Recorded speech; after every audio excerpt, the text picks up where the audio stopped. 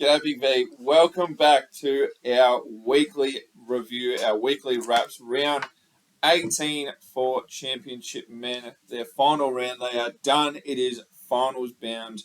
We are here now. Mark, there aren't really any sort of upsets here, are there? These results are sort of probably what you'd kind of expect. Yeah, no, everything went as expected. There was a couple of really good challenges over the weekend, but ultimately the team that went in as favourites have ended up coming out on top. Absolutely. Well, let's just dive straight in because we got Camberwell hosting McKinnon. Unfortunately, fell short, 101 to 107. This overtime phenomenon here. Yeah, Campbell put up a huge fight late to tie this game back up with McKinnon.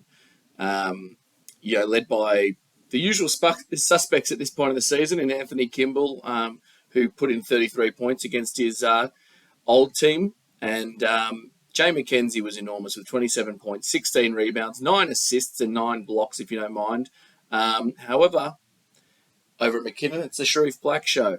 And he was just used this as a nice little warm-up for finals, I reckon, Ted. Of course he was. 35 points to go with his 7 rebounds, 5 assists, and 2 steals. Shot the ball pretty well as well, 41% for the game. Not a bad stat line for any of them, really. No, he's primed and ready, as is Nathan Davis for finals. And, you better watch out for the Cougars coming through. Absolutely. Keysborough got it done away from home against Blackburn, 100 to 66. A big blowout there for Keysborough as they move into finals as well.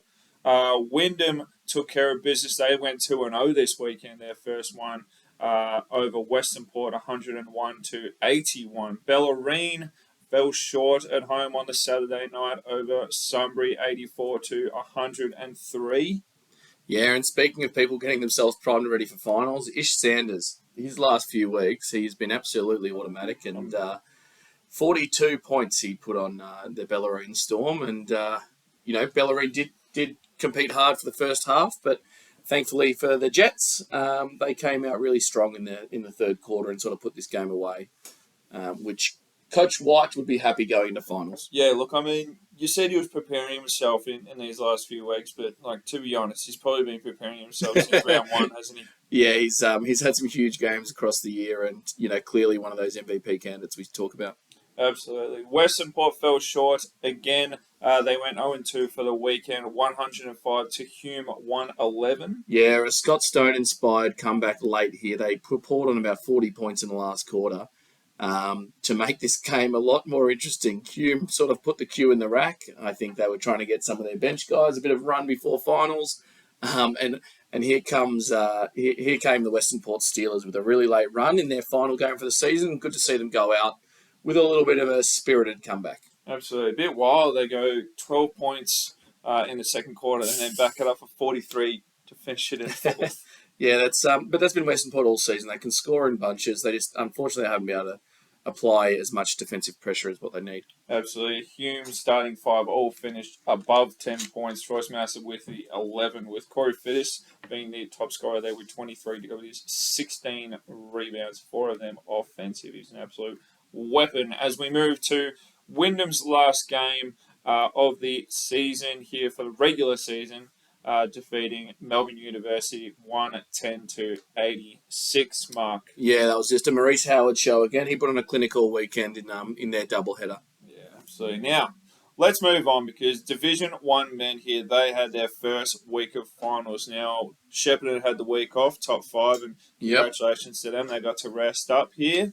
As we look at the first game, which was a second chance opportunity, RMIT against Gippsland, and it was RMIT who just took this game by storm, really. Steve Coffey went nuts in the first quarter, I believe it was, and then Gippsland really had no answers, 94 to 55. Yeah, it was a really good game, and RMIT were pumped and ready. They had their drums there out in the back corner. They had a fairly rowdy crowd. Busy crowd.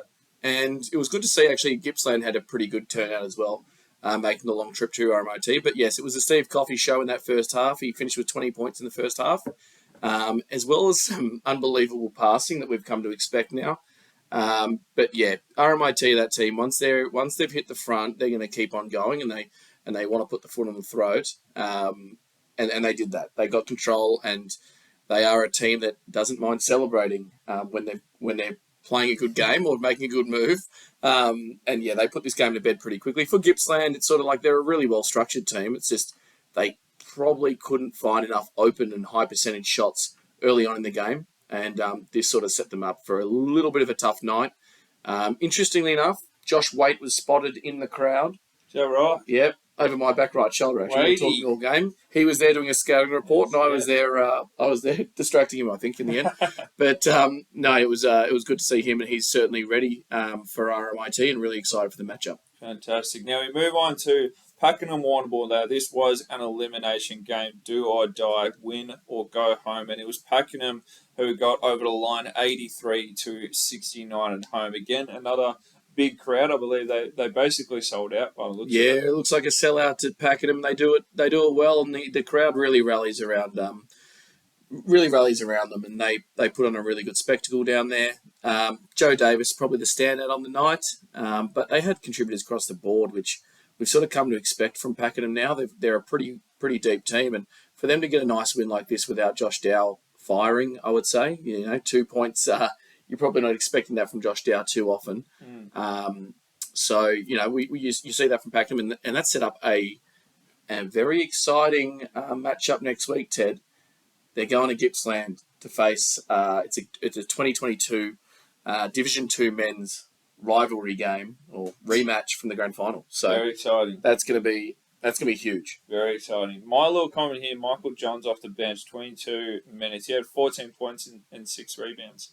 Not a bad effort from coming off the bench there for Michael Johns. I like that a lot. Yeah, he's been a really important piece for them. I think when you speak to Coach Roberts about the team, I don't think he wouldn't leave Michael Johns out. That's for sure. Not. Division 2 men. Again, we had a top 5 scenario with Whittlesea having the weekend off. So we saw Altona take on Mildura for the second chance opportunity. And it was Altona who I guess you could sort of say rolled over, because they kind of dominated here, 107 to 73. Yeah, so it's obviously a long trip for Mildura to make, and they were coming up against Altona, and Altona have been really solid all year, dropping a couple of games along the way, including to Mildura at Mildura, but they've just got so many scoring options. Tyson Burton went off. He was ridiculous all night. Adam Anderson did his usual thing. But then you got the Nick Patel sort of chiming in, and he's flirting with a triple-double again. Samson Rocker. And then Georgiades, who we haven't probably spoken much about across the year. What I found interesting in the blowout is the coach played his starters for a significant portion of this game, Ted. He did, by the looks of it. Yeah, 31 minutes, high 20s. Yeah, very interesting. I would have thought about maybe resting a couple of the bodies in the lead up to the following week. Maybe, I know Adam Anderson had an injury late in the season, maybe nursing him a little bit, but each their own. And, when we look at Mildura, I'm sure they'll look to bounce back next week on their home deck. They're a completely different team. And I wouldn't expect Cameron Gross to go that quiet again.